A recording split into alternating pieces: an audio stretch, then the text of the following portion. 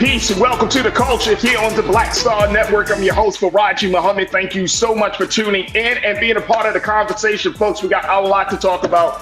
First, let's talk a little bit about this GOP debate that happened last night. We'll talk about what really stuck out for you. And even though it was chaotic, it was messy, and in one particular moment, a little cringy.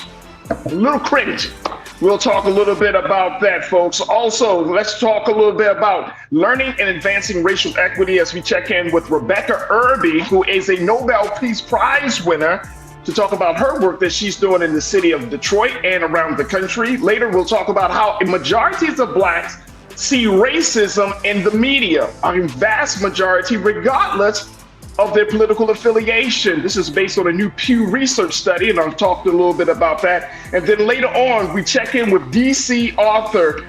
He's a man that's been telling stories about the streets of DC, Mr. Kevin Quattlebaum. He's going to be joining us. So, folks, we got a lot to chat about. So talk to us. Join us in the conversation on our YouTube chat under Roland Martin. Be a part of the Culture Crew and stay with us. It's all coming at you on today's edition of The Culture right here on the Black Star Network. Let's go.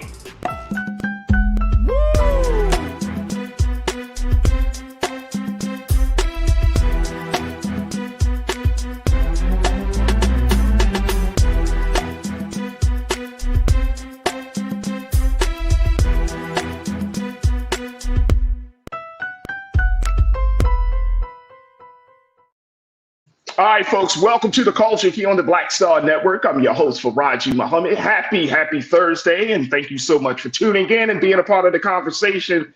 Big shout out to the online culture crew, man, that's checking in from all around the country. I see you. I know what y'all are up to. I know where you live. No, I don't know where y'all live, but big shout out to all of the culture crew that's checking in today as we have these conversations. And folks, we are streaming live on our home website of blackstarnetwork.com. Do your due diligence. Go to blackstarnetwork.com today. Download the app for free. Make sure you follow us on social media under Black Star Network. And we would love your financial support, because your support powers this digital movement we are embarked upon. So make sure you do your due justice and make sure you provide and continue to invest in Black Star Network here on blackstarnetwork.com. Also, we are streaming live on Amazon News on your Fire TV. Big shout out to Amazon for that distribution, as well as we also streaming on Plex TV. And you can find us on both platforms 24 hours a day, 7 days a week.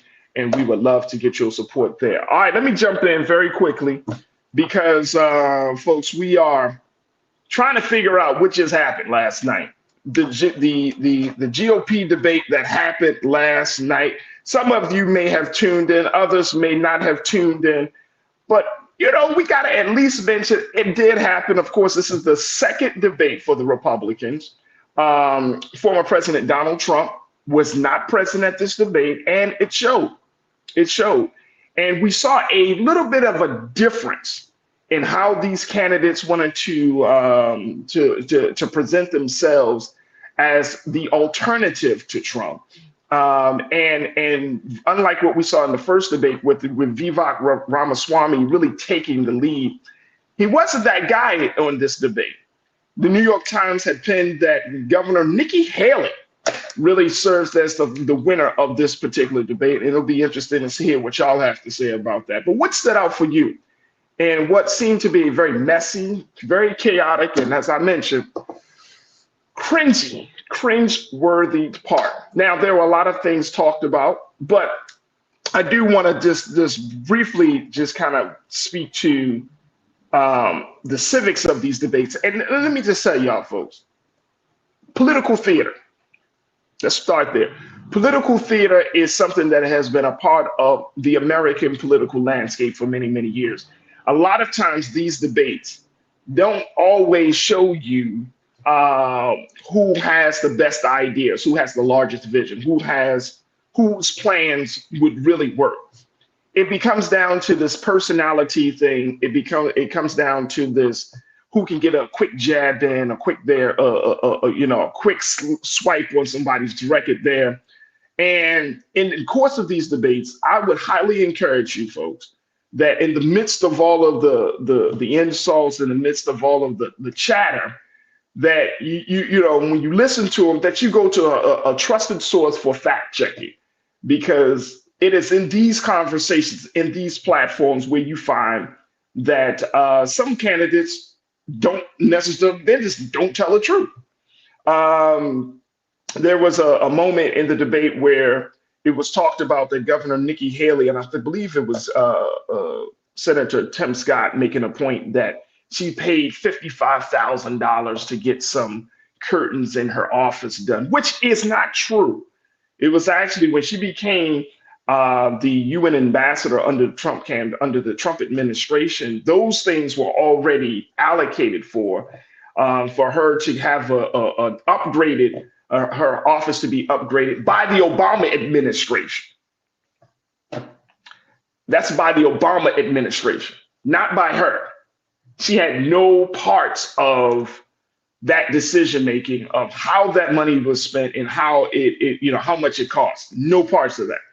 So that's just like a small part of the constant lies that you kind of have to watch out for during forums like this, during platforms like this, because it gives people the impression of one thing. And again, when you lie, it makes people think something else other than what they're supposed to be thinking. So that's just a small thing. Here's one of the cringeworthy moments, though, that everybody has been talking about, which is this moment about sleeping with a teacher. Take a look at what Governor Chris Christie had to say about the situation as he tried to talk about education. But what this is, this public school system is no longer run by the public.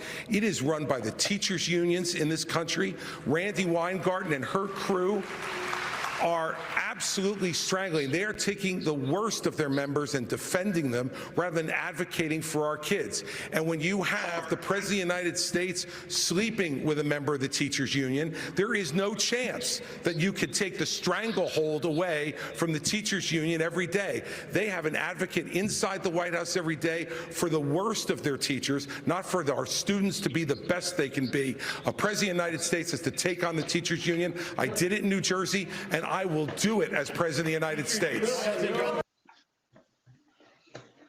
Okay. All right, Lise. He said he wanted to take on a teachers union. Okay, let's continue to play this clip about teachers. Chris, you mentioned the president's situation. My wife isn't a member of the teachers union, but I got to admit I've been sleeping with a teacher for 38 years, and so full disclosure.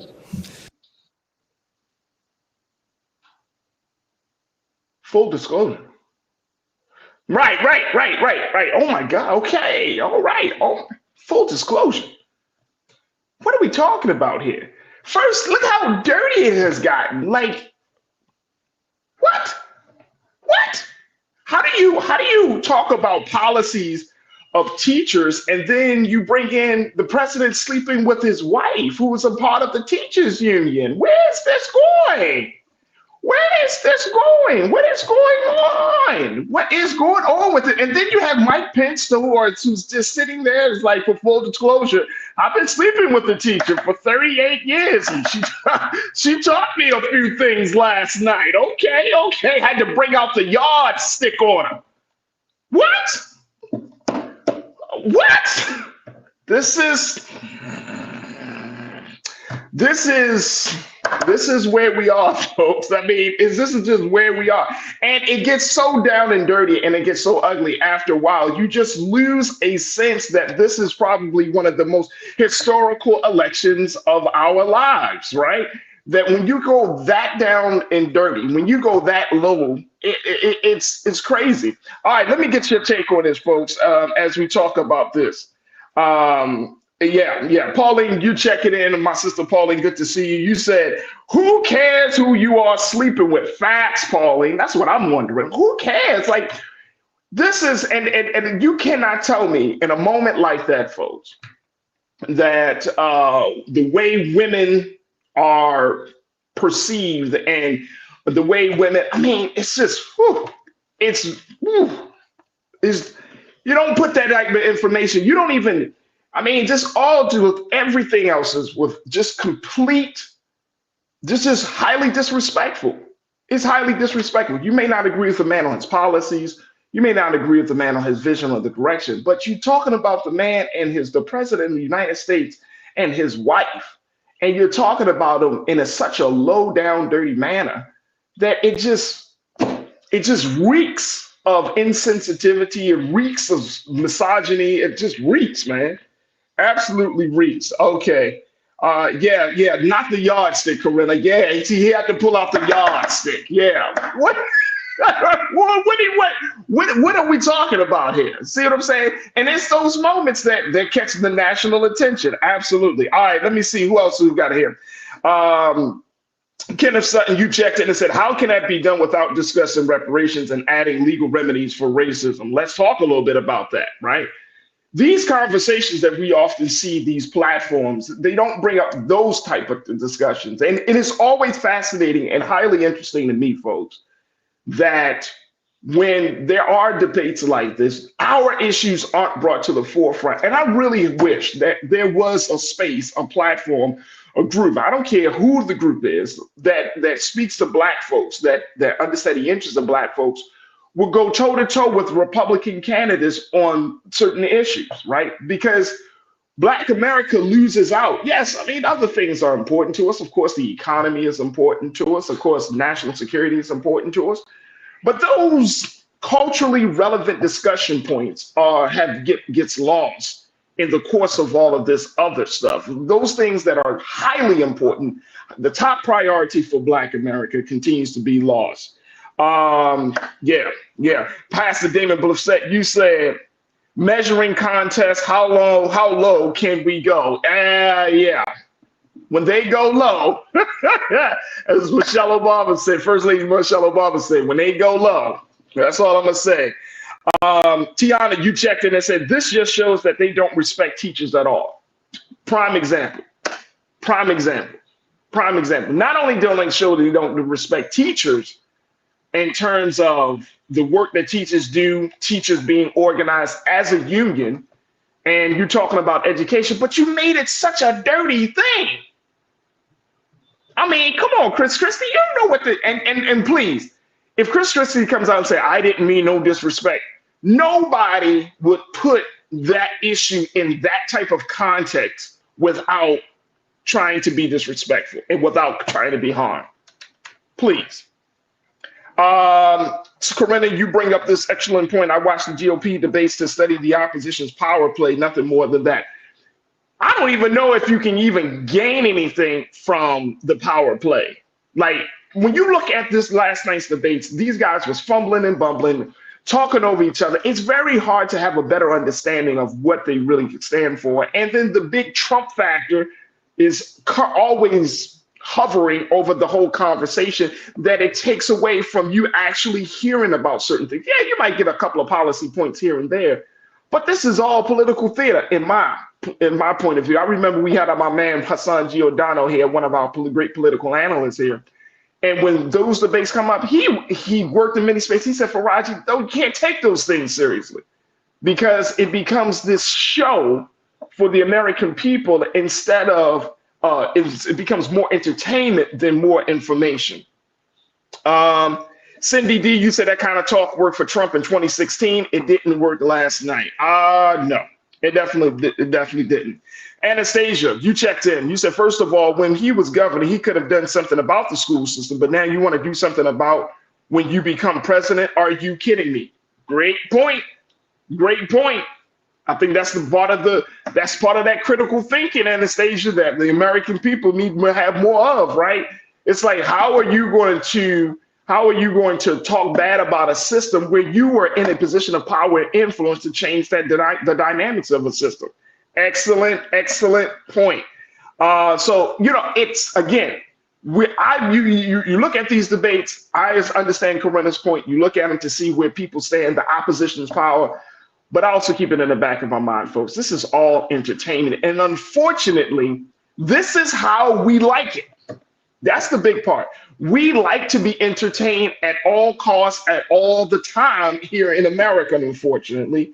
And I mean, it's one thing to be entertained, it's another thing to be informed, but more importantly, looking at the crisis that exists right now in the democratic system, do we need to be laughing? Do we need to be cringing? Or do we need to be thinking? Those are the big questions. All right, I got to take a quick pause. When we come forward, let's talk about leading and advancing racial inequity. I'm going to be checking in with Nobel Peace Prize winner Rebecca Irby, and she talks about the work that she's doing in the city of Detroit and changing the conversation about race. Stay with us. That discussion is up next here on The Culture on the Black Star Network.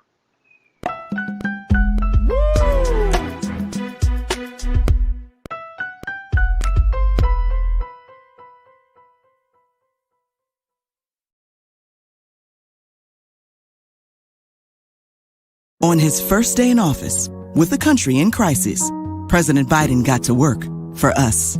Cutting Black child poverty in half, more money for Black entrepreneurs, millions of new, good-paying jobs. He's lowered the cost of living and prescription drugs. But there's more to do. He gets it because we all deserve dignity, safety, respect, and a chance to do more than just get by, but to get ahead. I'm Joe Biden, and I approve this message. Pull up a chair, take your seat. The Black Tape with me, Dr. Greg Carr, here on the Black Star Network. Every week, we'll take a deeper dive into the world we're living in. Join the conversation only on the Black Star Network.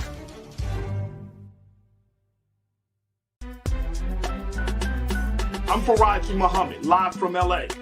And this is The Culture. The Culture is a two-way conversation. You and me. We talk about the stories, politics, the good, the bad, and the downright ugly. So join our community every day at 3 p.m. Eastern and let your voice be heard. Hey, we're all in this together. So let's talk about it and see what kind of trouble we can get into. It's The Culture, weekdays at 3, only on the Black Star Network.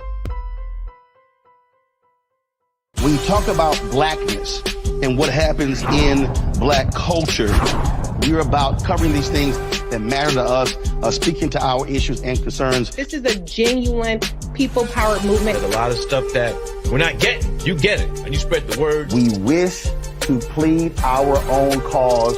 Too long have others spoken for us. We cannot tell our own story if we can't pay for it. This is about covering us. Invest in Black-owned media. Your dollars matter.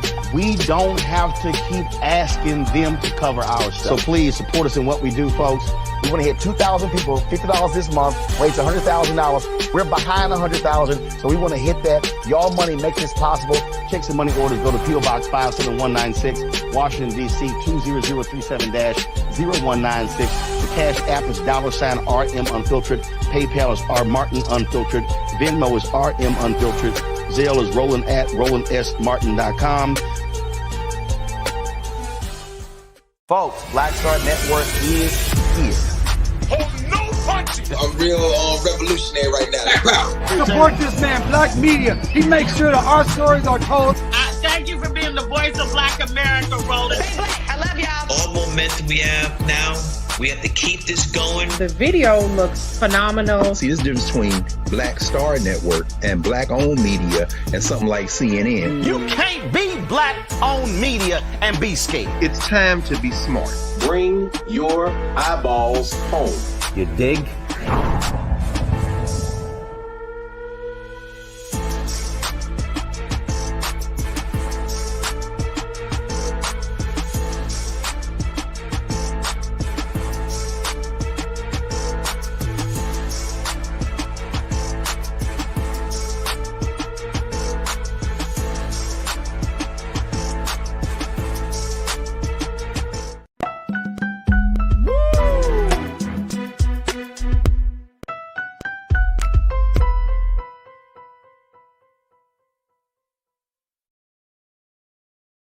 All right, folks, welcome back to The Culture here on the Black Star Network. I'm your host, Farajii Muhammad. Let's switch gears now, talking about what happened last night, to talking about something that seems to constantly be happening in Black America, which is talking about racial injustice, racial inequity.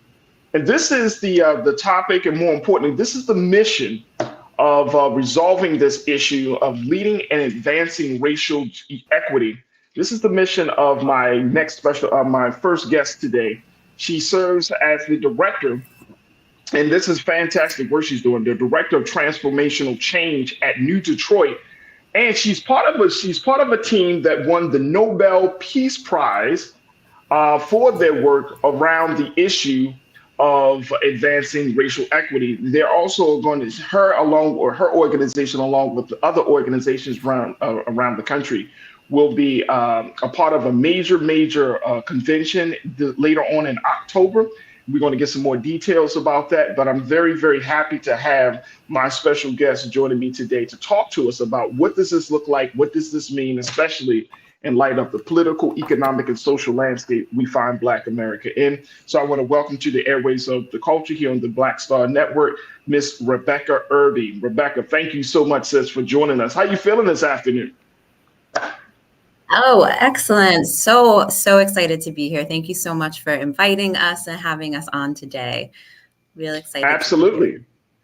Absolutely. First and foremost, congratulations. I know this has been some time, but congratulations being a Nobel Peace Prize recipient. That is a major accomplishment. Does that still, I mean, this happened, you were part of a team back in 2017. So does it still resonate? Does it still does it still kind of shocking that you were able to be a part of a team to do such distinguished work? At points, absolutely. It's still hard to believe. Our small and mighty team won.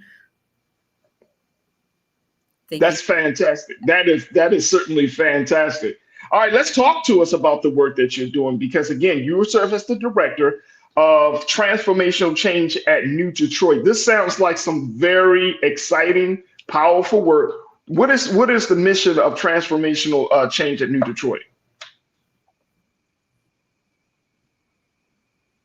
Yeah, thank you for asking. And as you said, it is the start of something really big and something really exciting. And it is such an honor to be leading this process. But to answer your question more directly, transformational change really talks about looking at and understanding what it takes to make transformation, and understanding that it really comes from best practices. There's a lot of research behind these methodologies, and that when we use these systems that we work. So looking back at other initiatives throughout time, the abolition movement for slavery, the civil rights movement, even the campaign that I worked on to win the Nobel Peace Prize, we use the same tenets and same processes. And it's really this understanding of a multi-pronged approach where we have to impact the way that people are thinking. We've got to impact how folks are talking about these issues. And then that combined with working on policy, working on legal structures, and then very importantly, working on power dynamics and relationships. So kind of hitting all of those at one time, we see that there's power in the collective action and in our ability to really make change when we bring folks together to focus on an issue and focus in a multidisciplinary way. We can't solve problems in silos. So it's this understanding of a multicultural, a multidisciplinary approach, and then using these processes to really work that and see change and see how we can work together to make that change. So Rebecca, based on that, and I mean, that sounds fantastic. And it sounds much more intentional for one, scientific for two, right? For an issue that strikes at the heart of one's humanity, right? That it when we think about racial justice work, we sometimes, I think a lot of us are familiar with that current state of protesting, being in the streets type of work. Then there are the cultural conversations that we often have amongst ourselves, right? Then there is the moral conversations that I've heard from pastors and faith leaders about the moral sensibilities of this issue. So you have all of these dynamics. Why did you decide, or why had the transformational change decided to take this approach, a more like I said, more scientific approach to this issue? Thank you for asking that. And all of the groups that you mentioned and everything that's happening, it's so critical. And what's really important to understand is that this work can't happen without every single one of those components. And the quote unquote scientific approach is really understanding alignment and how we can bring folks together, and this understanding that we are all interconnected. So we say it's science-based, but it's really looking back at ancient indigenous practices and traditions, and really looking at the way in which we've been able to come together as a species in the past, what has worked, what hasn't worked, and really drawing on ancestral knowledge. So yes, it is backed by science, but I say it's really backed by our ancestors. And we have this long trajectory that we can draw on from that. All right, so look, we're going to take a quick pause, Rebecca, and I got more questions for you about that approach, because I think that is much different than what we have been taught and what we're conditioned to think, especially to think about this issue of racism in this country. And I like it. I like the fact that it's drawing upon what the ancestors have already laid out. But I think there's some pushback on that, right? I'm sure you probably heard some criticism about that, but we want to talk a little bit more about that and so much more. Folks, we're just getting started as we check in with our sister, Rebecca Irby, who serves as the Director of Transformational Change at New Detroit. She's a Nobel Peace Prize winner, part of a fantastic team that has been doing a lot of work and research around the issue of racial equity. And we wanted to have this conversation for our Big Culture Convo. We want you to join us right now as we're streaming live on YouTube under Roland Martin's YouTube page. Join us in the conversation, post your questions, share your thoughts, and let's continue the discussion on the other side. Stay with us, folks. It's The Culture right here on the Black Star Network.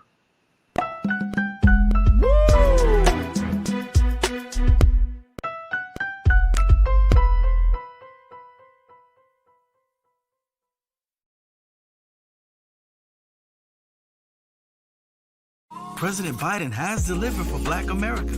More funding for Black entrepreneurs. Millions of new good-paying jobs. He's lowering the cost of medications and the cost of living. Joe Biden is delivering for us, and that's the facts. Pull up a chair, take your seat. The Black Tape with me, Dr. Greg Carr, here on the Black Star Network. Every week, we'll take a deeper dive into the world we're living in. Join the conversation only on the Black Star Network.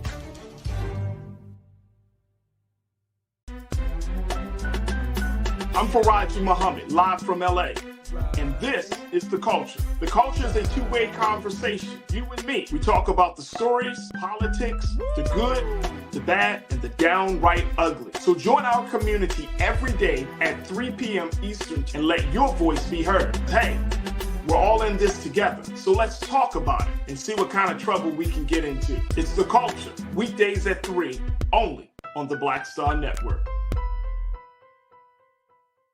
When you talk about blackness and what happens in Black culture, we're about covering these things that matter to us, speaking to our issues and concerns. This is a genuine people-powered movement. There's a lot of stuff that we're not getting. You get it, and you spread the word. We wish to plead our own cause. Too long have others spoken for us. We cannot tell our own story if we can't pay for it. This is about covering us. Invest in Black-owned media. Your dollars matter. We don't have to keep asking them to cover our stuff. So please support us in what we do, folks. We want to hit 2,000 people, $50 this month, raise $100,000. We're behind 100,000, so we want to hit that. Y'all money makes this possible. Check some money orders. Go to P.O. Box 57196, Washington, D.C. 20037-0196. The Cash App is $RM Unfiltered. PayPal is R Martin Unfiltered. Venmo is RM Unfiltered. Zelle is Roland at RolandSMartin.com. Folks, Black Star Network is here. Hold no punches. I'm real revolutionary right now. Support this man, Black media. He makes sure that our stories are told. Thank you for being the voice of Black America, Roland. Stay Black. I love y'all. All momentum we have now, We have to keep this going. The video looks phenomenal. See, this difference between Black Star Network and Black-owned media and something like CNN. You can't be Black-owned media and be scared. It's time to be smart. Bring your eyeballs home. You dig?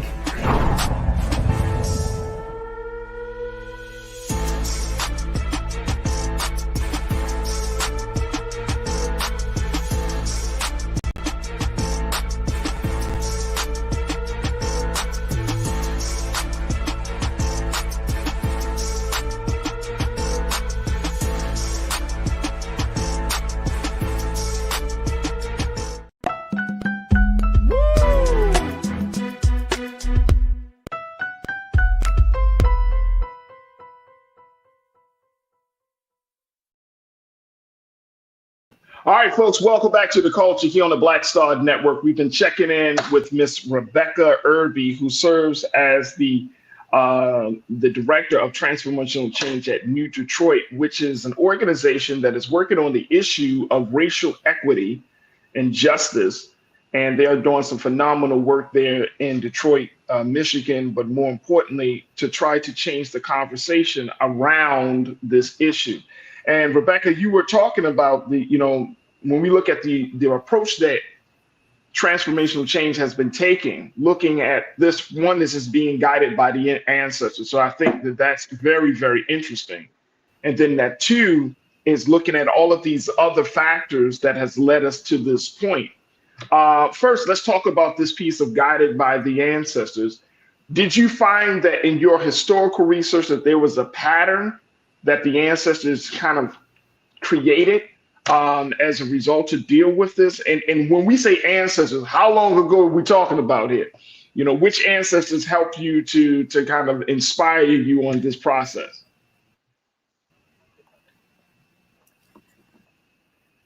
Yes. So I think that answer is kind of twofold. So there are kind of our ancestors here in the United States. There are our ancestors who were stolen from Africa. There are our ancestors that go back even deeper and further than that. So when I look at and I think about this work, specifically when I'm thinking about racial healing and what that looks like, and understanding how intergenerational trauma, so this is trauma that happened in our past to our ancestors, how that's passed down. So there's now scientific evidence backing this up. We can see genetic markers. It's really fascinating research. And it had me thinking that not the only thing that's passed down, though. Resiliency is passed down. All of these things are passed down through our ancestors. So when we think about the true interconnectivity of all of us, so even to the past, how we're anchored in the past, it has me thinking much more deeply about history and how critically important it is for us to understand our history, where we've come from, but most importantly, why we're where we are right now. So I did start going and digging back and trying to find the root of this.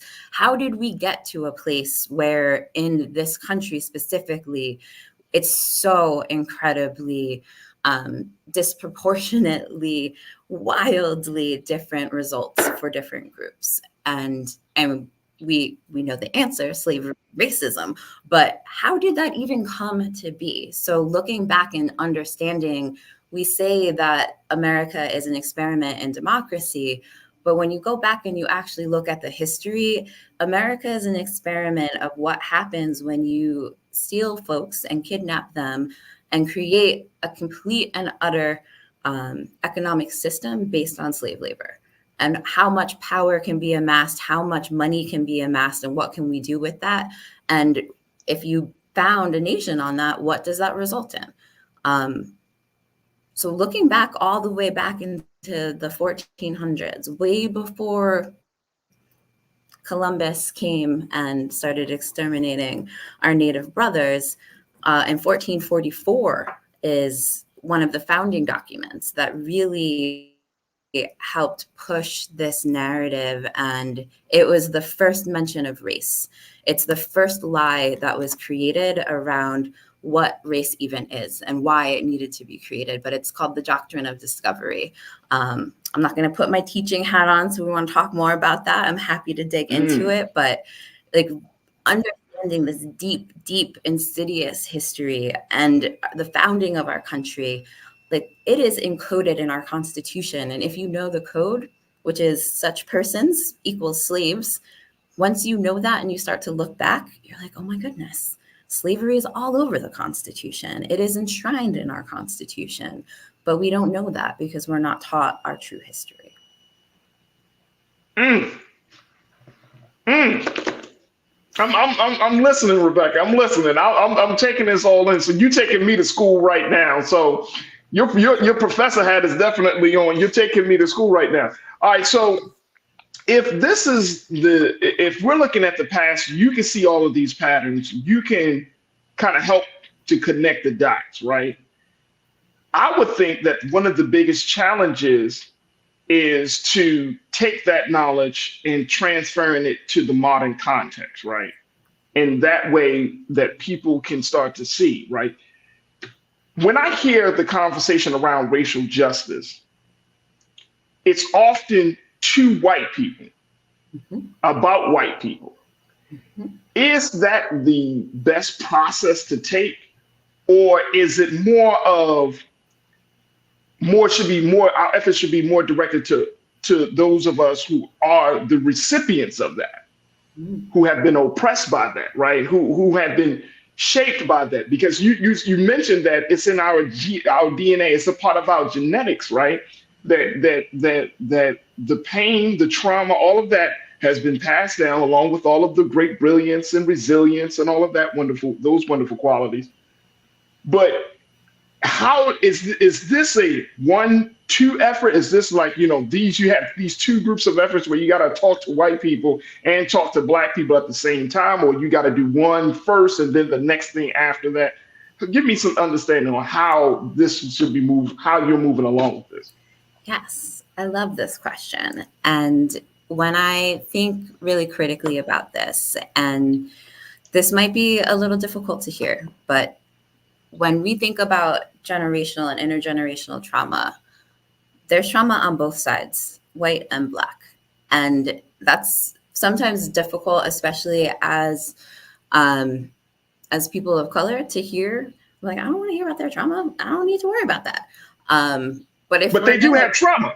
But exactly. So hurt people hurt people. So wait a minute, hold on, because I know, because you're talking to black folks now. You're talking to black folks, right?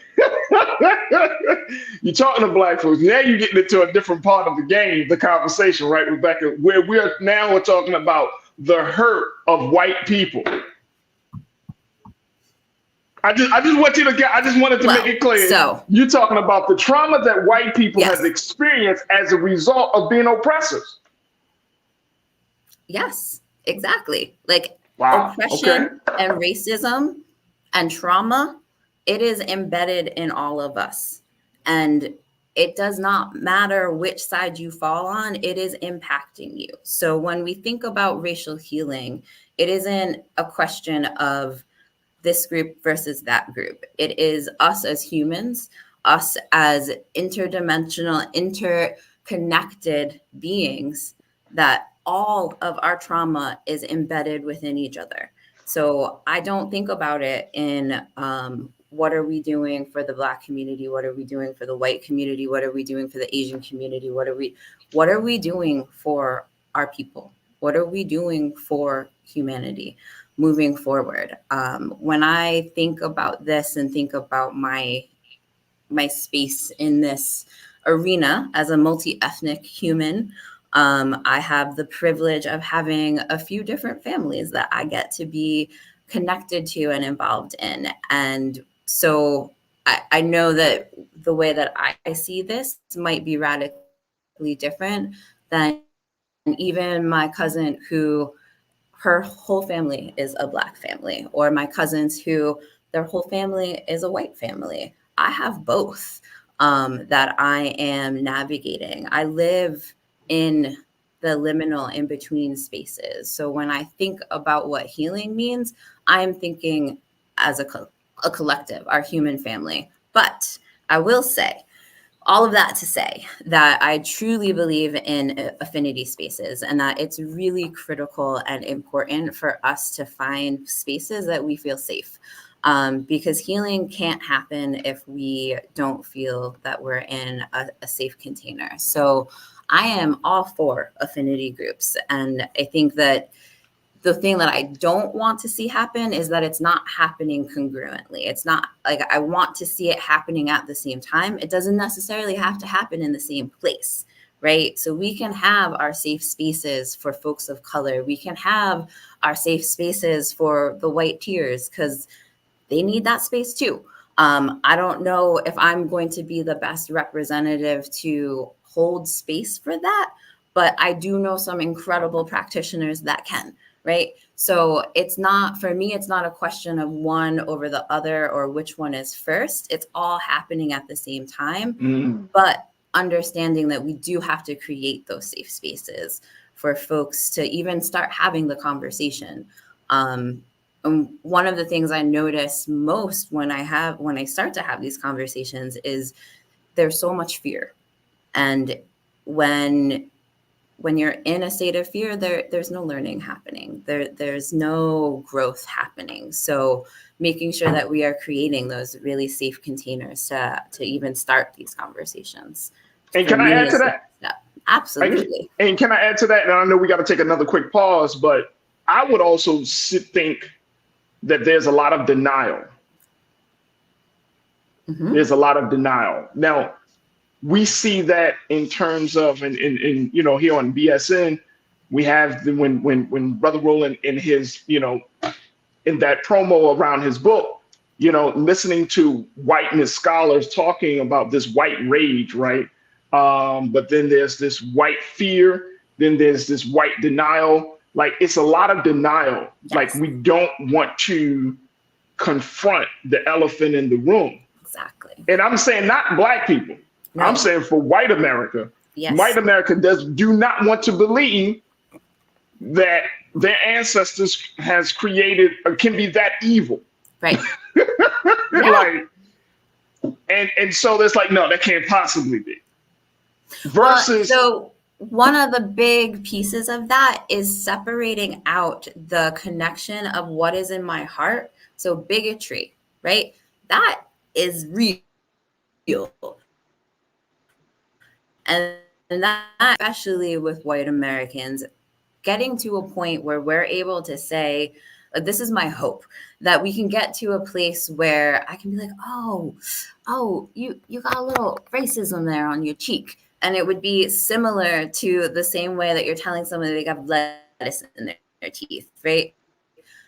Like me saying that something you're doing is racist or a policy that you have inside your organization is racist, I'm not talking about your heart. I'm talking about a structure and a system that you're upholding. And you probably didn't know because this entire system was created for a person that has shown up in a white body to never, ever notice. Like, if you didn't notice, then the system is working correctly because you were never supposed to. And it's my job to help you and walk you into this space of understanding, not in an accusatory way, because I want you to learn right now. Once you know and you choose not to do something, then we're moving into other isms, right? That's not just racism then. Like, maybe there's some prejudice there, maybe there's some bias, maybe there's some bigotry. Those are separate conversations. But to open up and to start the conversation, we really have to understand and separate what is in my heart, me, right, as a person, versus the system and the systemic nature of racism and what that means. Look, we got to take another quick pause and take just a breather because you're dropping some jewels right now, Rebecca. Dropping some jewels. Look, when we come forward, Rebecca, Benny Hill, one of our culture crew members, said, Farajii, please express to her why white apologetics is a huge leap backwards. I would love to get your take on what Benny is bringing into the conversation, Rebecca, about white people who are becoming more apologetic about this whole situation, this whole scenario, what does that mean? Is that a big leap backwards? I mean, Benny says it is, but would you agree or disagree with that? And so much more. Folks, we'll continue the conversation on the other side as we check in with Rebecca Irby, Director of Transformational Change at New Detroit, as we're talking about leading and advancing racial equity. Join us in the conversation. We are streaming live on YouTube under Roland Martin. Post your comments, be a part of the Culture Crew, and stay tuned. We still got a lot more to talk to Rebecca about here on The Culture on the Black Star Network.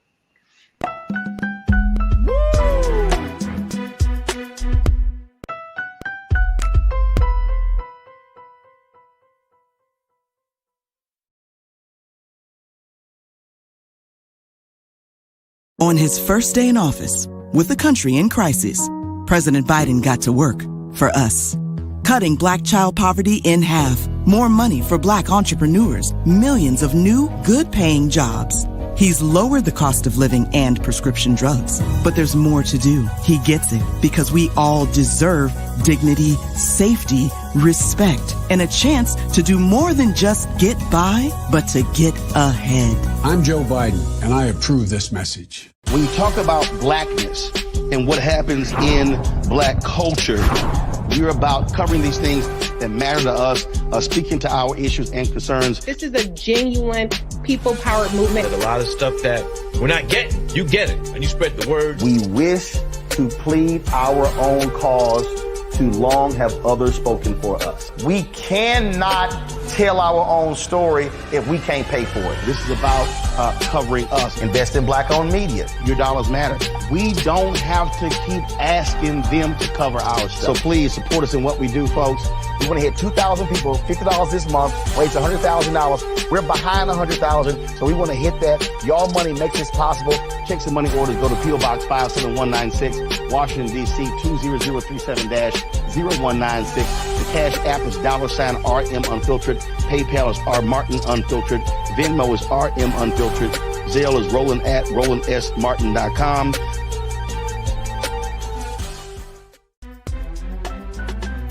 I'm Farajii Muhammad, live from LA. And this is The Culture. The Culture is a two-way conversation. You and me. We talk about the stories, politics, the good, the bad, and the downright ugly. So join our community every day at 3 p.m. Eastern and let your voice be heard. Hey, we're all in this together. So let's talk about it and see what kind of trouble we can get into. It's The Culture, weekdays at 3, only on the Black Star Network. Folks, Black Star Network is here. Oh, no punching! I'm real revolutionary right now. Support this man, Black media. He makes sure that our stories are told. Thank you for being the voice of Black America, Roland. Stay black. I love y'all. All momentum we have now, we have to keep this going. The video looks phenomenal. See, there's a difference between Black Star Network and Black-owned media and something like CNN. You can't be Black-owned media and be scared. It's time to be smart. Bring your eyeballs home. You dig?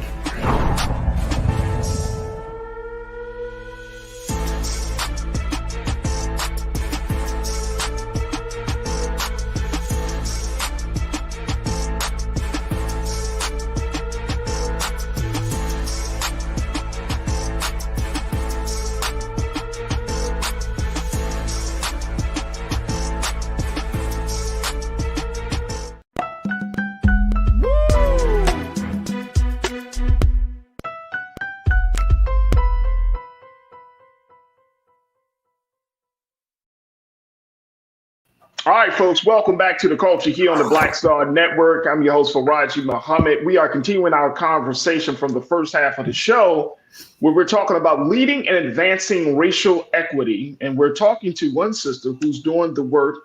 Her work has been recognized as being distinguished work, as she was a part of a team to kind of lead this conversation, pushing the discussion forward around racial equity. So she was able to be one of the recipients, as part of a team, a recipient of the Nobel Peace Prize for her work in the area of racial justice and racial equity. And so I'm happy to have my sister Rebecca Irby on, who serves as the Director of Transformational Change at New Detroit, talk to us about what does this mean especially in light of the current racial landscape that we find ourselves in this country, around everything from banning books to the talk about Black America and our value.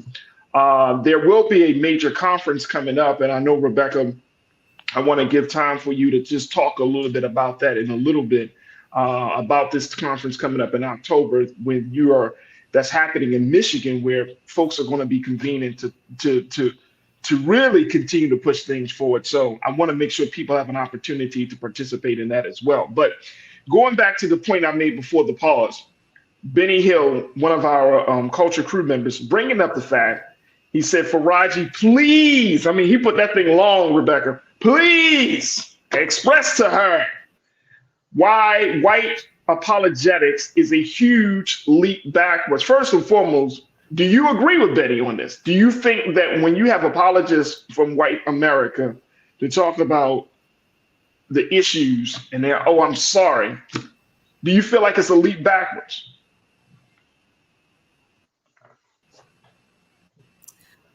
So I don't know if I'm very familiar with what he's speaking about specifically, but I can, I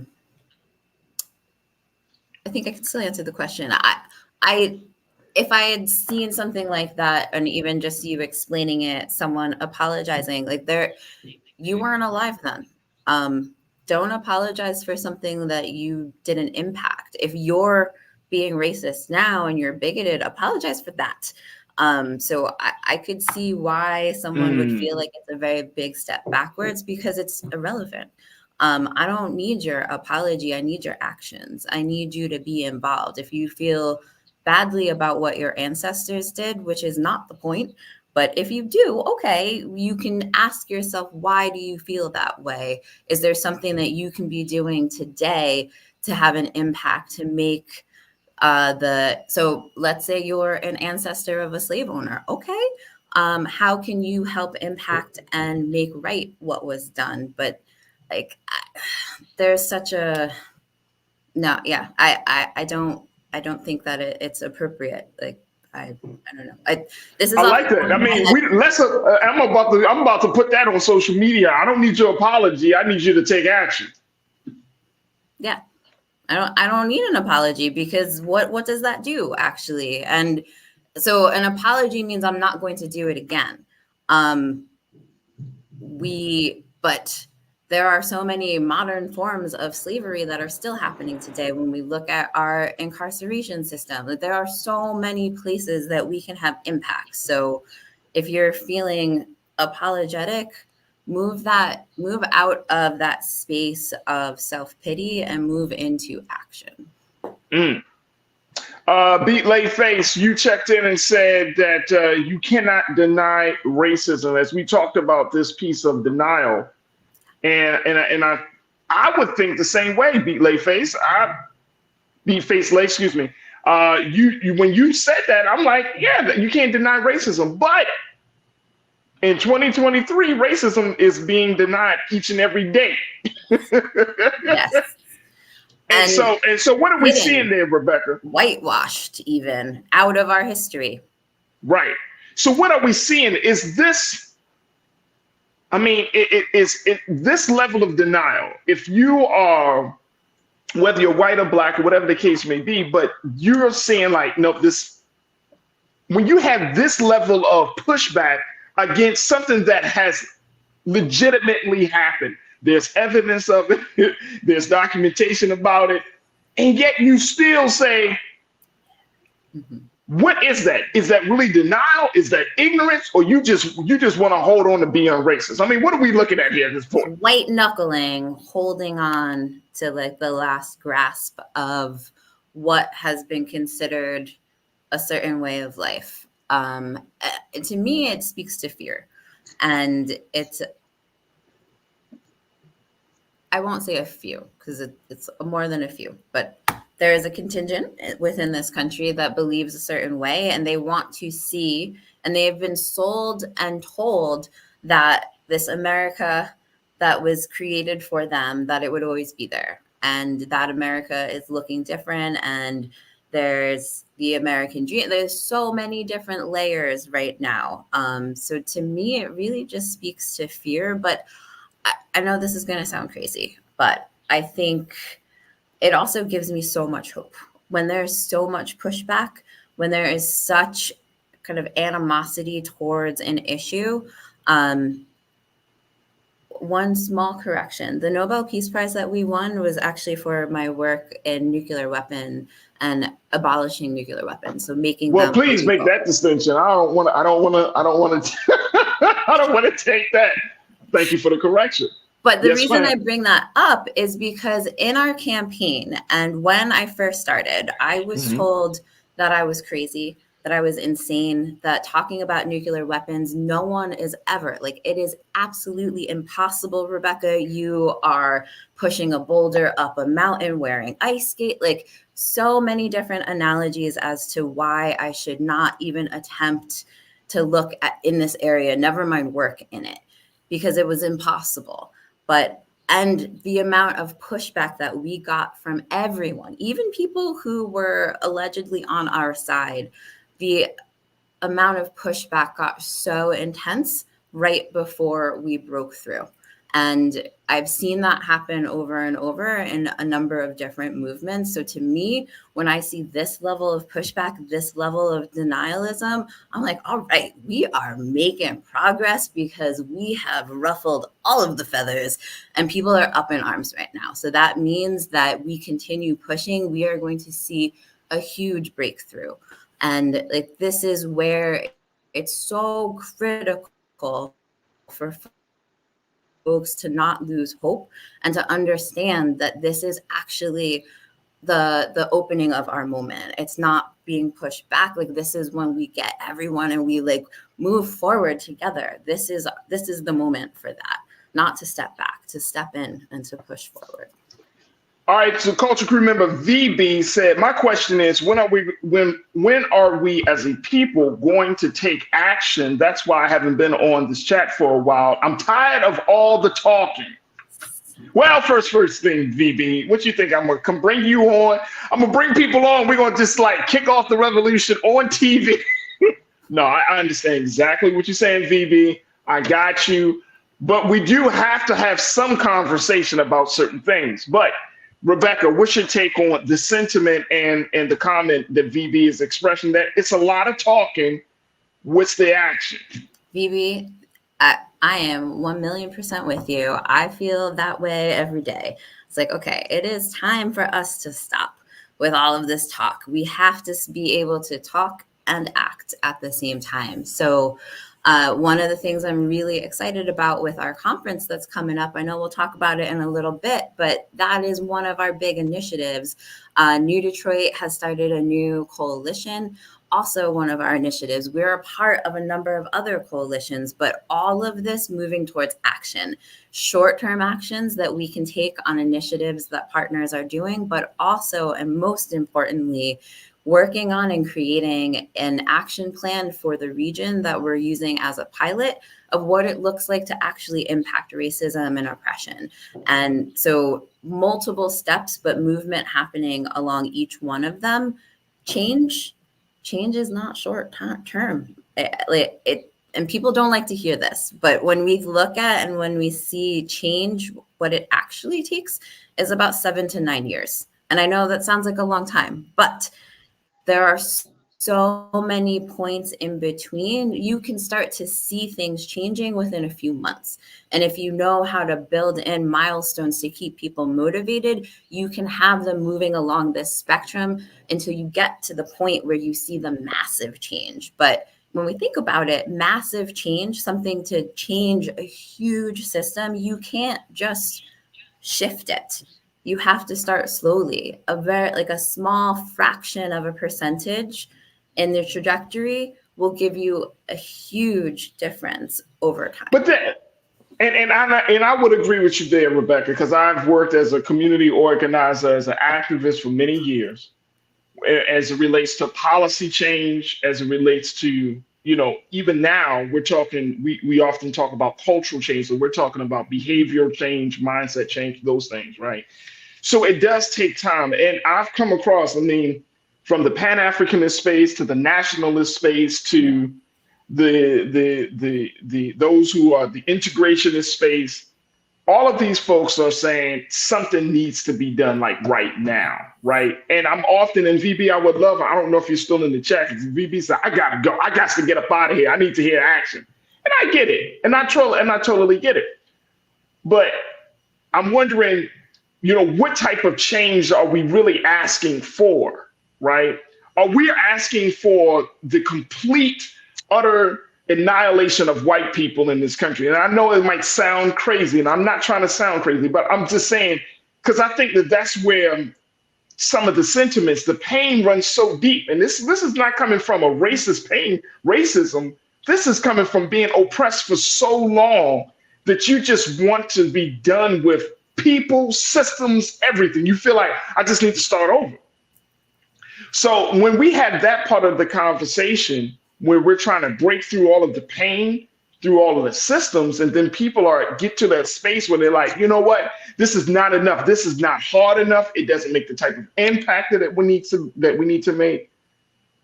People are kind of like throwing up their hands, and they slowly remove themselves from this larger process that you are engaged in and others have engaged in, which is to create that change, hopefully to shorten that time frame from 7 to 9 years to 4 to 5 years or something along those lines. You know what I'm saying? So can you speak to that?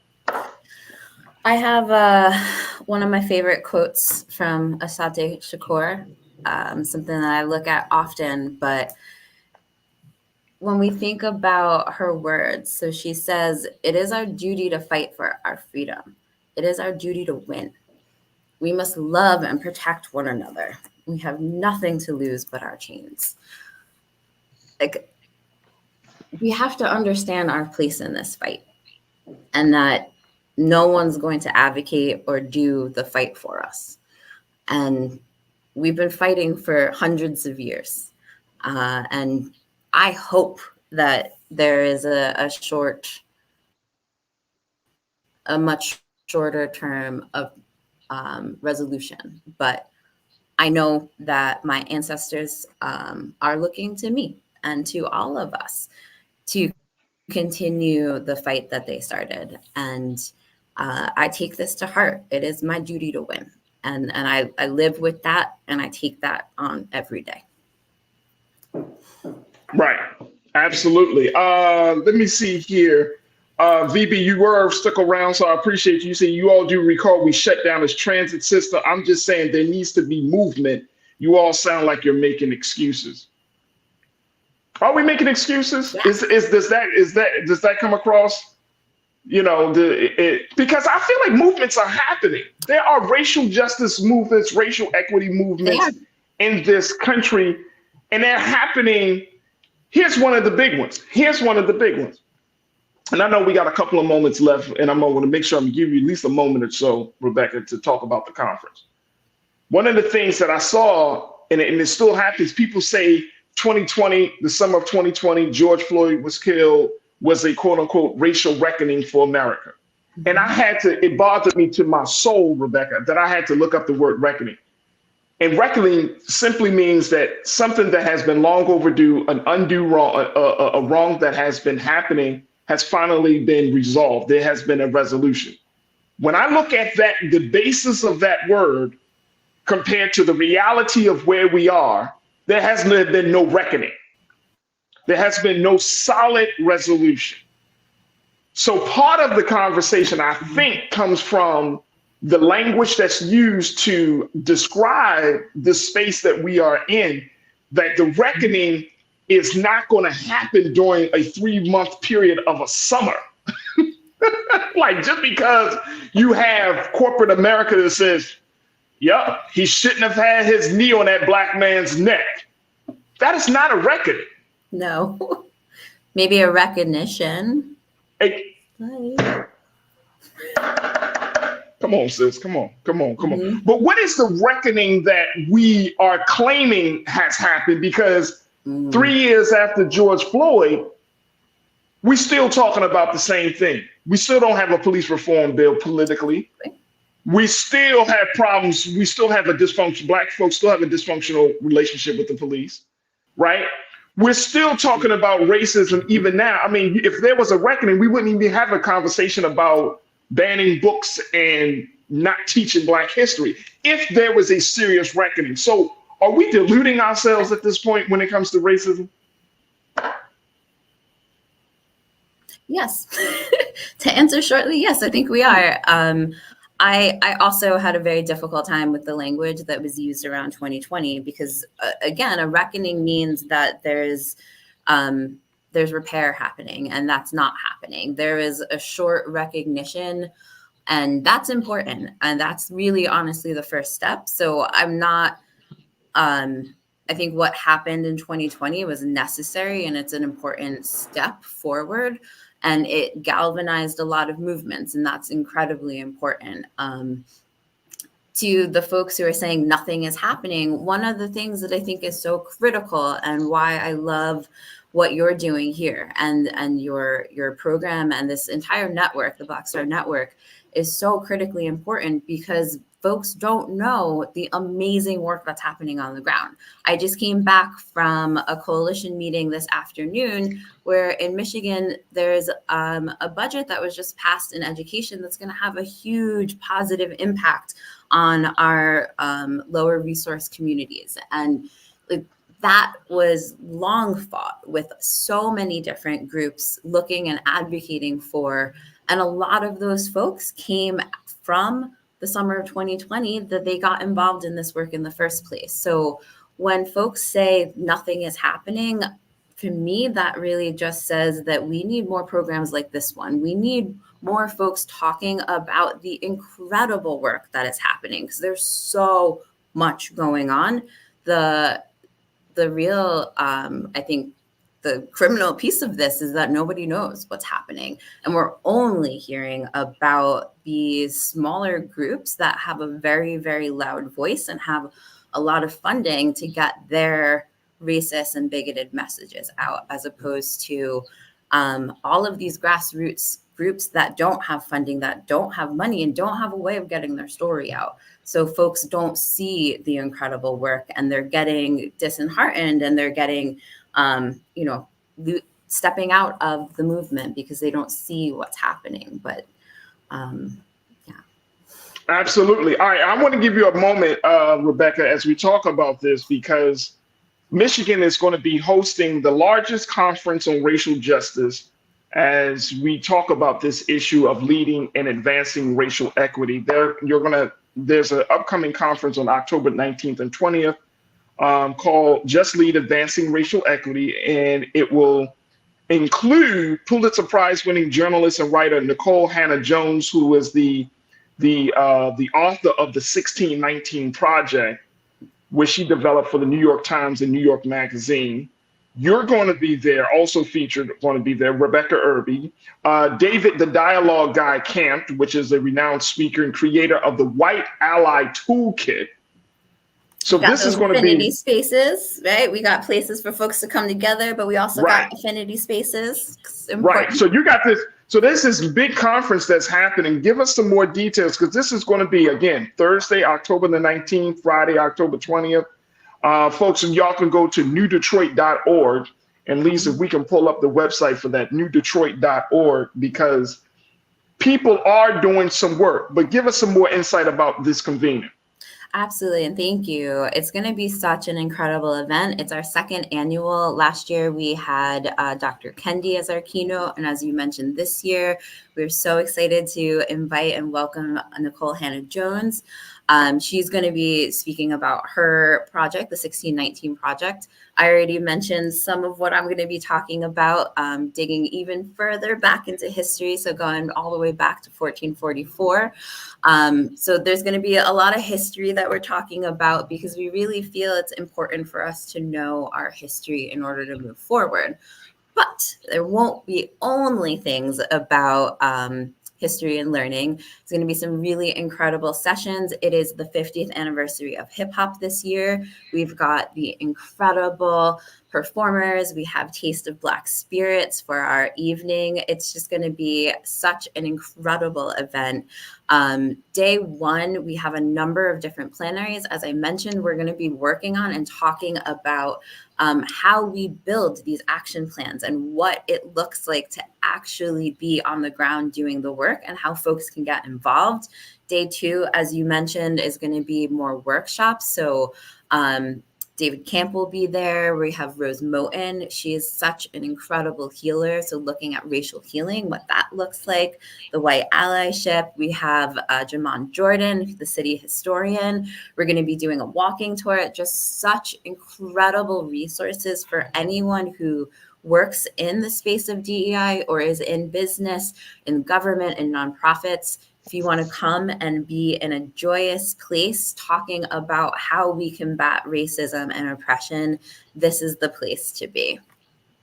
Absolutely. Absolutely. And I appreciate that. And I like the fact that you and the other organizations involved, y'all calling yourselves New Detroit. New Detroit. New Detroit is actually, it started in 1967. So when the organization first started, they came together just as a coalition of leaders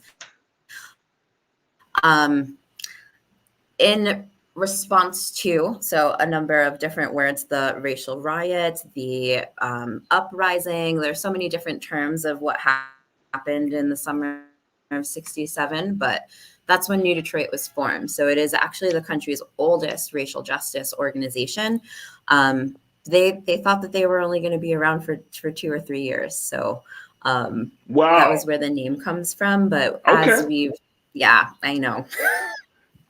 Wow. They started in 1967. But I think it speaks to the legacy. Yeah. Exactly what we're talking about, how pervasive this issue and how racism is in every single system, in every single space. So it's going to take a little while for us to unseat it and uproot it. Absolutely. I got 30 seconds. What is the best way that a person can get involved in this larger space of work, if racial justice, racial equity? What would you say is the best way? If a person's listening to the show today and they're like, oh, okay, sister's bringing up some points, some things that I need to consider, how can they get involved, Rebecca? What would you say is the best step for them to take? So I always tell, and especially when I'm speaking to young folks, but I think this goes for everyone, what are you passionate about? Whatever it is that you do in the world, you can do with a race equity lens. So if you're constantly thinking about how you can make what you do more equitable, we will have a greater impact. Like, we don't need people jumping from their careers to come and be a DEI specialist. Like, that's not what is helpful. You staying in your passion and being passionate about what you do with an equity lens, thinking about how you personally make an impact. Because that's what we need to knit this quilt together of folks working on this across sectors. Like, we need people in every single sector working on this. So it is, again, it's up to us. And we really have so much more agency than we believe that we do.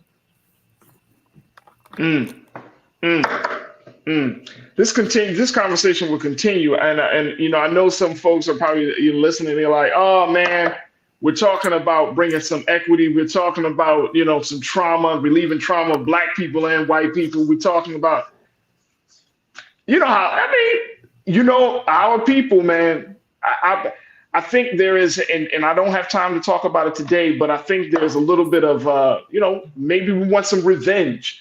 Maybe we want to see some other stuff happening in a much more violent way to feel like we are getting quote unquote justice. And I'm just throwing this out there because I've been in these spaces for years. I grew up as a child in these spaces, right?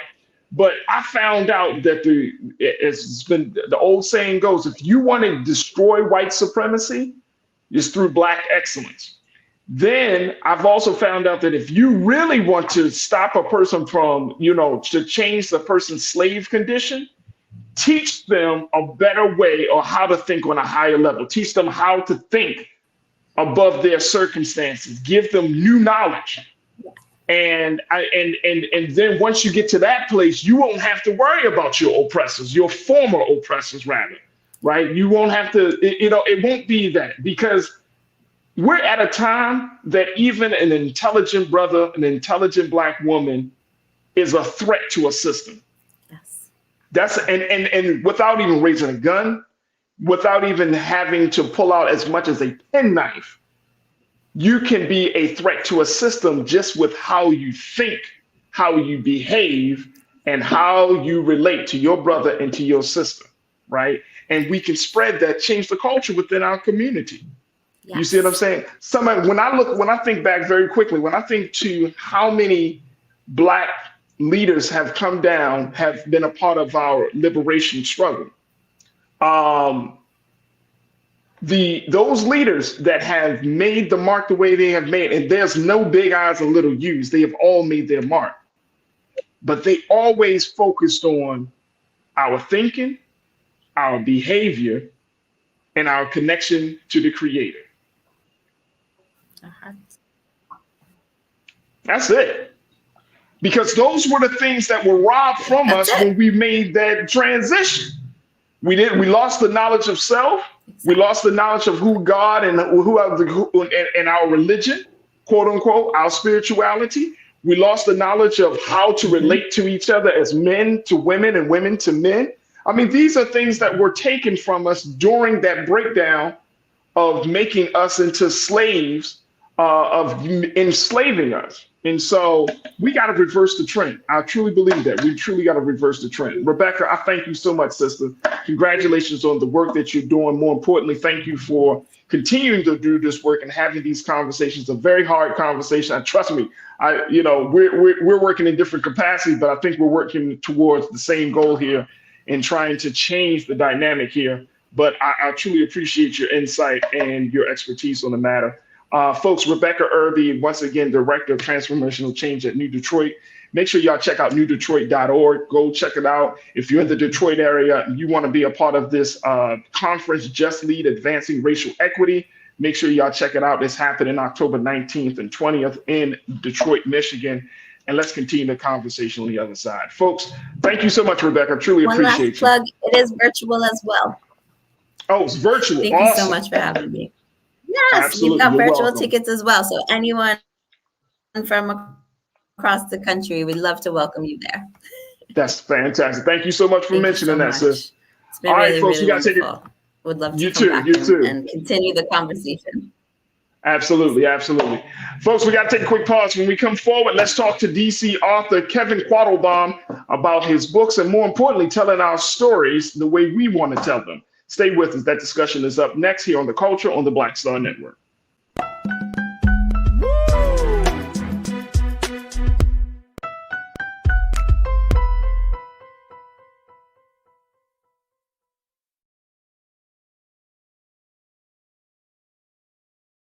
President Biden has delivered for Black America.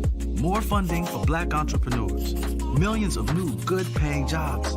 He's lowering the cost of medications and the cost of living. Joe Biden is delivering for us, and that's the facts. When you talk about blackness and what happens in Black culture, we're about covering these things that matter to us, speaking to our issues and concerns. This is a genuine people-powered movement. There's a lot of stuff that we're not getting. You get it, and you spread the word. We wish to plead our own cause.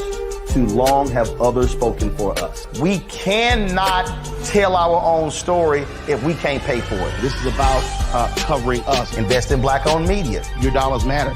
We don't have to keep asking them to cover our stuff. So please support us in what we do, folks. We want to hit 2,000 people, $50 this month, raise $100,000. We're behind 100,000, so we want to hit that. Y'all money makes this possible. Check some money orders. Go to P.O. Box 57196, Washington, D.C. 20037-0196. The Cash App is $RM Unfiltered. PayPal is R Martin Unfiltered. Venmo is RM Unfiltered. Zelle is Roland@RolandSMartin.com.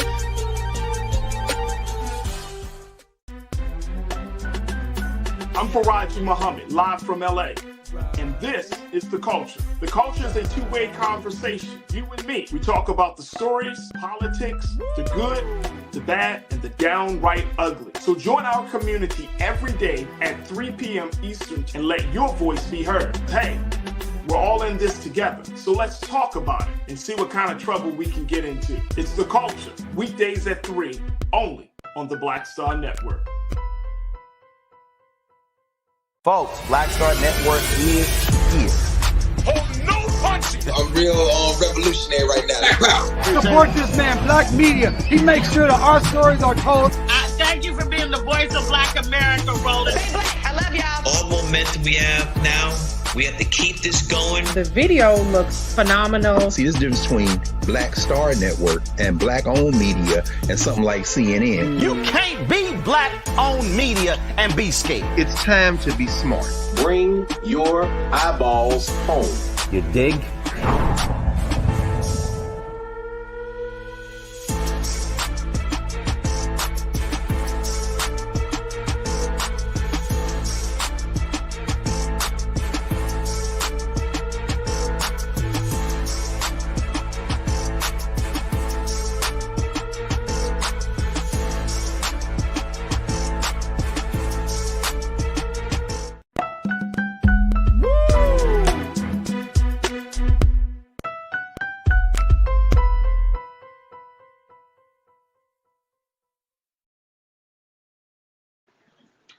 All right, folks, welcome back to The Culture here on the Black Star Network. All right, let's shift gears now. I want to welcome our final guest, special guest in the conversation today.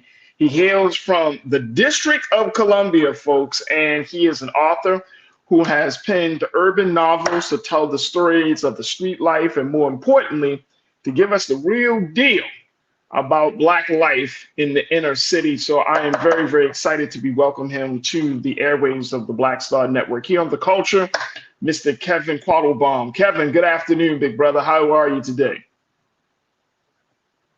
Let me see, we got Kevin.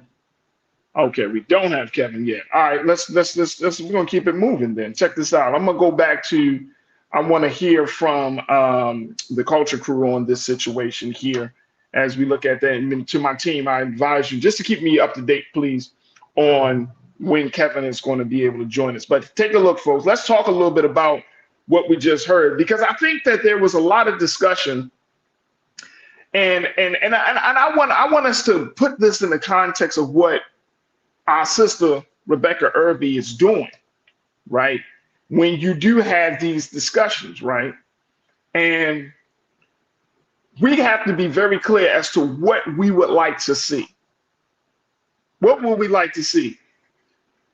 Because, crew, when we are in these conversations about voting, we in these conversations about political representation, when we're talking about improving the economic life of Black America, all of these discussions that we have, right? Is still within the confines of this particular system. Now, if any one of us is really saying, well, this is not enough, I need more, we need to do more, we need something dramatic. Okay, what do you want to do that's dramatic? What do you see? Because are you planning to run up on the White House like what we saw on January the 6th? I mean, seriously. Folks, when I tell you, I've been hearing conversations about Black power. What does that actually mean? When we say Black power, when we talk about Black superiority, right? When we're talking about Black justice, all of those things, right? We have to be clear. And of course, being on this space and on this platform, you know, we have to, and I think Young Seek, you brought the point up, bro. You talked about you have to talk.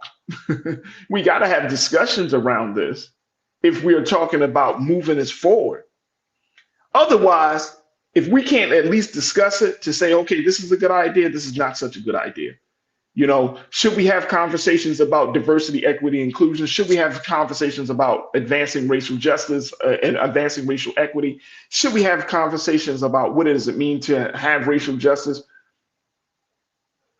then are we going to completely detach ourselves from this system of things? I mean, what are we asking for here? That's what I'm saying. Pastor Dave Quayles, thank you so much, Pastor, for joining us. You said it's our division that is a common thing. Let's work from there as goals. Absolutely. Absolutely. You know, division. And it's when we're talking about the level of systems, and I think my sister Corinna can appreciate this because she's a systems thinker. I don't know if Corinna ever thought of herself as that, but I think she is. But when you're thinking about the levels of systems, the intricacies of each of these systems that we're a part of, right? Whether you're talking about economic, social justice, social systems, when you're talking about the healthcare system, educational system, think about all the systems that we are a part of in our everyday existence, right? Think about all of those systems. Think about how white supremacy continues to be at the root of all of these systems, right? But then at the same time, let's think about the fact of how do we take the power out of white supremacy, because that's what we're talking about, because that is the root of it all. The idea of white supremacy is the foundation of the systems that we are a part of, and it is the fundamental core of the beliefs and the beliefs of certain people, right? So we got to look at it and say, okay, what role can I play, and what should I do to be able to address this issue? What role should I play, right? What can I do? And I think that that's what each one of us have to ask ourselves, because the more and more you become conscious, the more and more you become empowered with history, understanding of history, understanding of law. As my brother Michael used to always say, talking about history and law, when you have an understanding of science, and when you have an understanding of all of these things, when you have all of this, how do you use all of that to empower not just yourself, but to empower a whole group of people who have become disempowered, disengaged for as long as we have become disempowered and disengaged? The condition that we find that Black America finds itself in is a very unique space, because we have been the products of the system, and now we're asking, how can we become the beneficiaries of the system? I'm gonna say that one more time, folks. We were the product. We were used as tools to bring in, as tools for another person or other people's enrichment. Our labor, our time, our talent, our skills, our sweat, blood, and tears were products. We were commodified when we were enslaved during chattel slavery. We were commodified. Now we are in this space of seeking our humanity, so that way we can gain the benefit of a system that we were commodified in and commodified by. I want y'all to talk to me on that, man. Think about that. The product now becoming the producer. Think about that. So there's going to be so many different ways for us to find ourselves and to get justice and to have a sense of humanity and to be seen as valuable.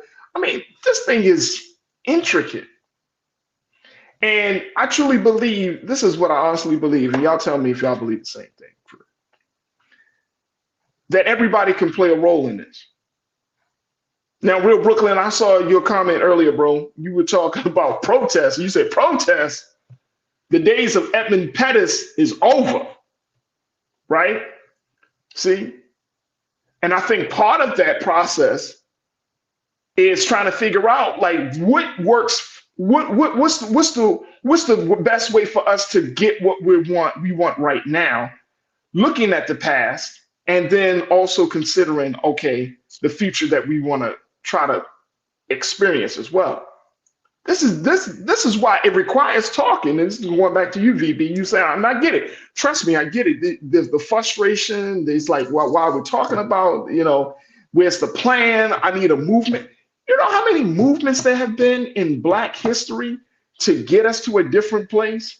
Corinna, you brought this point up excellently in a way when you said, talking about the reckoning piece, and you said it could have been a reckoning if we would have held, like, for example, you used Tim Scott in that police bill as an example, but you said it could have been a reckoning if we would have kept the foot on the gas, held Tim Scott accountable, if we would have kept going. But we got distracted. We started to believe after that summertime and after corporate America said, oh yeah, we stand with Black folks, and everybody started putting Black on their social media as their profile pics, and certain things the conversation started to slightly change, and people, who the hell is going to come out and say, yeah, man, I stand with the police officer that suffered? And I'm talking about corporations, I'm talking about institutions. No, it's in their best interest to continue to show their quote unquote solidarity up front. But we know that things happen behind closed doors as well. So, and I'm just pointing all of these things out because there are a lot of dynamics at play here, folks. But we got a role to play. We each can say to ourselves, okay, I can be the person on the sideline, or I can be the person that's in the game. You see what I'm saying? I could be the person on the sideline, or I can be the person that's in the game. Let me take a couple of quick comments from y'all as if we close it out here. Let me see here. Conscious Thought, you said, now that's the question. We're not organized is the key phrase. And also, Black people are too easily divided. Hugh Texture responding to Pastor Dave Quayle saying, how come we're not organized for the bigger picture? That's the question, Conscious Thought. We are not organized is the key phrase. We have been organized. We organize in spurts. You know what I'm saying? I'm not going to say we have been completely disorganized. I don't find that to be the case. I just think we organize in spurts. It's how come when we do organize, it's not as consistent. I think part of the real reason as to why we admire the Civil Rights Organization is because that was an organized effort beyond what we are accustomed to. See, we looked at the Civil Rights Movement, right? When they did that Montgomery bus boycott, that was for months. It was like over a year. Can you imagine doing a campaign for over a year? But you got to be in a certain mindset, a certain frame of thinking to tell yourself, I'm not going to do it. Can that happen in 2023? I don't know. Can we? Can we? But think about all of the recent attempts and efforts to boycott, to do anything within the collective. There's so many divergent views on how things should be done. Because as much as we want to see change, we are still trying to figure out what does that mean? What does that look like, right? How does that fit your life? How does that fit my life? What capacity? Back then it was like, look, the enemy was very clear cut. Now when dealing with not a new enemy, but a different iteration of what the enemy is. Back then you could be like, oh, okay, yeah, it's the white police officer, it's Governor Faubus, it's white people. Now you got to look out for like a Tim Scott, or, you know what I'm saying? You got to look out for people who talk Black in the public and appeal to white interest in private. It's a whole different dynamic. It's not that simple and clear cut. That's my point, folks. That's my point. And that's why I love just bringing people on. Hey, yeah, we can have the conversation, but we got to understand the dynamics that's at play here when you're talking about something as major as racial equity and racial justice. And what did that look like in 2023? In 2023, I mean, we're having conversations. White supremacy is no longer a dark term, meaning that people are talking about this stuff out in the open. Tiana, you said we were supposed to boycott the NFL. Look how that turned out. People are still boycotting the NFL, Tiana. I know black folks that don't watch football because of Colin. They're still talking about it. But look at the dynamics of it. You say, well, I'm not going to watch the NFL because of Colin's stance, but if 70% of the players are black, if there's still the pipeline from Pee Wee football to pro football, if the narrative around sports is it will get you out the hood, you going to tell black folks not to watch the NFL? If you're talking about if you're putting up paydays of $300 million for a contract, and you're telling black boys who are living in subhuman, substandard conditions, who know they got a gift on the field, hey man, once you try to do something else, they looking at you like you crazy. There's a new dynamic at play. McCall Lewis, you checked in. McCall, you said there's no consistency because the pain is not painful enough. We are beyond needing to go to the doctor. That's heavy. That's heavy, McCall. That is heavy. There's no consistency. That's heavy. The pain is not painful enough. That's a whole different conversation. I can think of so many things to respond to that. That's a whole different conversation. Let's see. Young Sikh, my guy, you said voting is the easiest and most potent one and done we all have in our hands. It was white folks across Europe with Black Lives Matter signs, but we can't even hit 65% voting numbers. If we voted, we have our reckoning. Okay. But ask black people who don't vote why they don't vote. And we've had this conversation. Why don't you vote? Right? Do you demonize your brother for not participating in the voting process? If your brother or your sister has felt like their interests aren't being met. Are we just talking about the simple exercise of voting, going to the ballot box, pulling the lever, whatever the case, that simple exercise, or we're talking about becoming politically conscious? Because I think they get kind of, people say, well, if you want a person to become politically conscious and they become politically conscious and they realize, oh snap, the candidates in front of me look like two sides of the same coin, I'm not going to take part in that process. Do you get mad at them? I mean, they're politically conscious. That's what we want, right? Or is it just simply pulling the lever, dropping the ballot into the box? So we got a lot of different things to consider during this situation. And I thank Rebecca for coming on to the show, kind of giving us another way for us to have the conversation, to look at the situation about leading and advancing racial equity, racial justice. What does that mean? And more importantly, how do we get involved? Look, if you're in the Detroit area, if you're in Michigan, maybe check out the conference. If you want to learn more, check out the conference. Hear what other people are saying. I highly recommend that we each get out of our comfort zones, right? Our silos, off of certain social media spaces, and just really listen to other people. And that's the purpose. One of the key reasons for the show. Let's bring on some new thought, because we got a lot to offer. Each one of us has something to offer to these conversations, especially like this one about racism, the impact that it has on us as a people. So it requires us to think differently, to hear and to listen actively, and it requires us to finally say, you know what, let me try to do something, and to see things from a different perspective that maybe we never considered before. Maybe we never considered. All right, folks, we're gonna have to reconnect with my brother Kevin Quattlebaum.